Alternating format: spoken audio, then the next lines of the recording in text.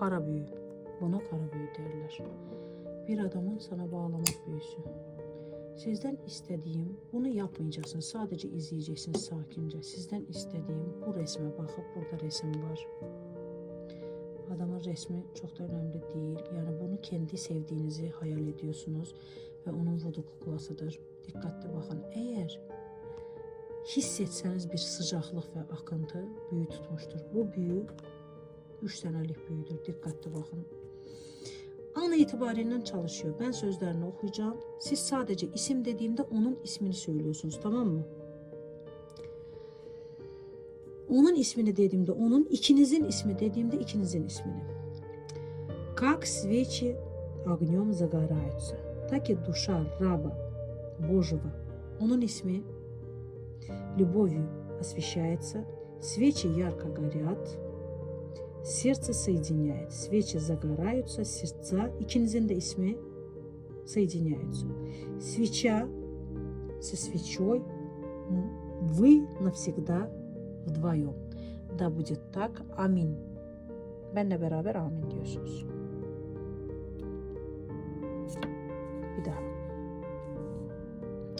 Как свеча огнем загорается, так и душа раба Божьего, onun ismi освещается. Свечи ярко горят, свечи сердца соединяют. Свечи разгораются, сердца, ikinizin de ismi соединяются. Свеча со свечой, вы навсегда вдвоем.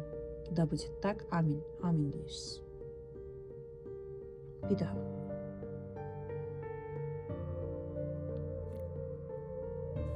Bir daha.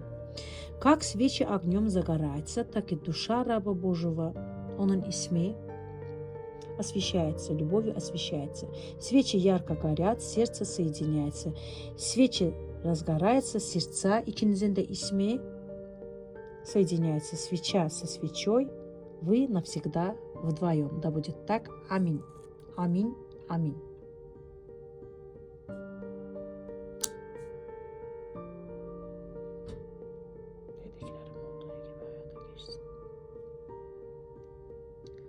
Пусть он станет рабом ей. Пусть он станет рабом ей. Пусть он рабом станет ей. Amin. Amin. Amin. Dediklerim olduğu gibi hayata geçsin. Gece izlemenizde şart. Mutlaka beğenip yorum yapıyorsunuz. Mutlaka çok güçlü büyülerden, kara büyülerden biridir. Gözleri başka hiç kimseni senden başka görmesin. Amin, amin, amin. Seninle ciddi ilişkiye ayak koysun. Dediklerim olduğu gibi hayata geçsin. Amin, amin, amin. Mutlaka yorum yapıyorsunuz. Mutlaka beğeniyorsunuz. Mutlaka arkadaşınızla paylaşıyorsunuz. Mutlaka takibi alıyorsunuz. Bu video sizin önünüze çıktıysa. Çünkü bunun karşılığını vermezseniz bu sizden öcünü alır.